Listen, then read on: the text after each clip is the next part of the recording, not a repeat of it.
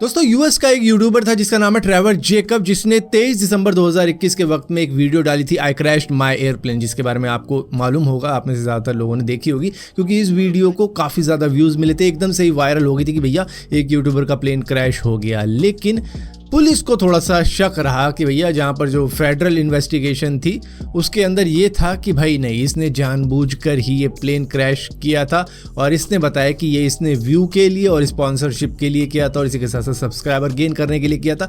दरअसल इस वीडियो के अंदर ये एक वॉलेट ब्रांड की प्रमोशन कर रहा था, उसके लिए इसने ये सारा खेल रचा था। तो व्यूज़ तो काफ़ी ज़्यादा मिले थे, मतलब मिलियंस में चले गए थे, जिसकी वजह से इसकी वायरल हो गई थी वीडियो। जिसके बाद में जब इन्वेस्टिगेशन हुई ये मालूम चलता है कि भैया इसने प्लेन के ऊपर कैमरे भी लगा रखे हैं पहले से ही, खुद एक सेल्फी स्टिक कैमरा भी लेके गया हुआ है, जैकेट के ऊपर भी एक कैमरा था, पैराशूट भी ऑलरेडी पहन रखा है क्योंकि पूरी तरीके से प्रिपेयर था कि मैं छलांग लगाऊंगा, इस वजह से इसने पैराशूट भी ऑलरेडी ही डाल रखा था।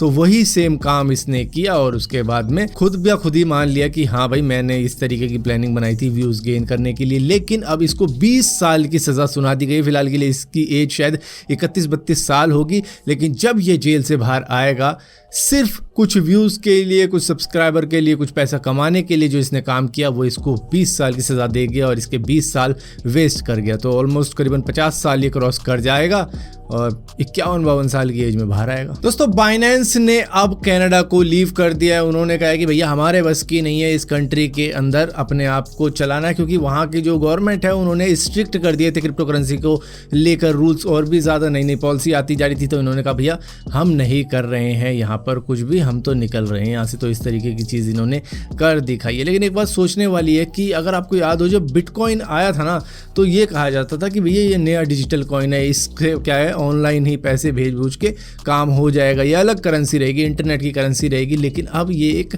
इन्वेस्टमेंट बन चुकी है लोगों के लिए। लोग यहाँ पे इन्वेस्ट करते हैं कि इससे पैसा कमाएंगे और ये सारा की सारी चीज़ें इसी से पता लग जाती है कि एक कंपनी बाइनेंस जो कि सबसे बड़ी क्रिप्टो करेंसी एक्सचेंज कंपनी है वो एग्जिट कर जाती है एक कंट्री से सिर्फ ये देख के कि हमारा फायदा नहीं, ऐसा मत करो मेरी जान, लाइफ में कुछ अच्छा करो यार। दोस्तों कभी भी जब आपका फोन लॉस्ट हो जाता है तो आपको ये रहता है कि यार ये कहाँ तक पहुंचा होगा, मतलब कहाँ पे होगा, किस तरीके से ट्रैक करो, क्योंकि इंटरनेट वगैरह सब कुछ बंद कर देता है बंदा।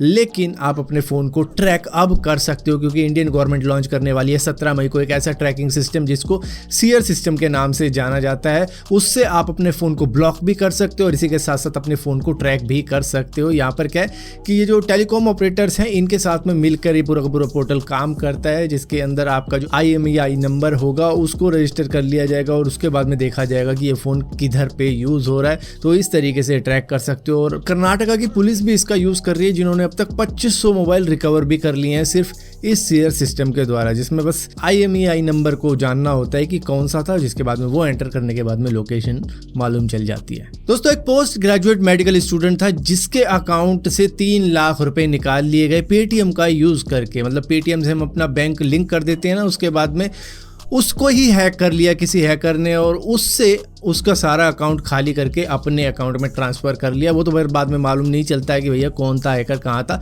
लेकिन अब मद्रास हाई कोर्ट ने साफ साफ कह दिया है कि पेटीएम को ही कंपनसेट करना पड़ेगा इस मेडिकल स्टूडेंट के लॉस का। जो 3 लाख रुपए गायब हुए हैं इसके अकाउंट से उसका हर्जाना पेटीएम ही देगा, क्योंकि इसी के प्लेटफॉर्म का यूज़ करके ये पूरी की पूरी हैकिंग हुई है। इससे पहले क्या हो रहा था कि पेटीएम बैंक को ब्लेम कर रहा था, बैंक पेटीएम को ब्लेम कर रहा था। लेकिन जब ये केस कोर्ट में चला गया तो कोर्ट ने कहा मेरा तोतला तगे वाले का पैसा खाया तुमने, साला लौटा देना, नहीं तो गोली से उड़ा दूंगा।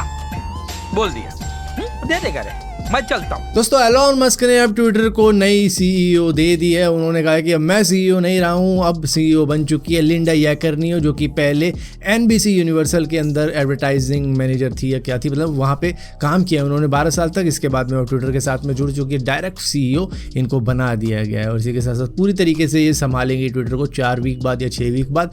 लेकिन अब वो CEO बन चुकी है नाम के लिए। और यहाँ पर Elon Musk chief technology officer बन चुके हैं, अपनी पोजीशन से थोड़ा सा ड्रॉप आए हैं और उन्होंने कहा कि मैं प्रोडक्ट डिजाइनिंग भी देखूंगा। सो फाइनली दोस्तों गूगल ने अनवील कर दिया अपना AI पावर्ड इमर्सिव व्यू, जिसके अंदर आप गूगल मैप का जब यूज करोगे अपने डेस्टिनेशन पे जाने के लिए तो कुछ इस तरीके का व्यू आपको देखने को मिलेगा, जहां पर आपको वेदर का भी पता लगता रहेगा और ट्रैफिक का भी पता लगेगा, पार्किंग एरिया कैसा है और एयर क्वालिटी का भी पता लगता रहेगा। ये 15 सिटीज के अंदर चालू किया गया अभी सारी दुनिया की, जैसे कि न्यूयॉर्क हो गया, लंदन हो गया, सैन फ्रांसिस्को हो गया, टोक्यो हो गया। इंडिया नहीं है इसमें शामिल शायद अभी के लिए, लेकिन बाद में इंक्लूड कर दिया जाएगा। तो ये जो देखने में आपको लग रहा है शायद ये रियल ट्रैफिक नहीं होगा, मतलब सीधा सैटेलाइट से तो आपको डायरेक्ट ट्रैफिक नहीं दिखाएंगे, लेकिन हाँ थोड़ा बहुत 3D एनिमेशन करके दिखाया गया है कि किस तरीके से गाड़ी वाड़ी चल रही है, ट्रैफिक जाम होगा तो शायद वहाँ पे रुकी हुई भी दिखा दे कार। दोस्तों एक AI पावर्ड गर्लफ्रेंड तैयार कर दी गई है, जिसके लिए भाई लोगों का तांता लगा पड़ा है। इसकी 26 घंटे की वेटिंग लगी हुई है, जो कि वॉइस में भी बात कर सकती है, टेक्स्ट में भी बात कर सकती है और वो वाली बातें भी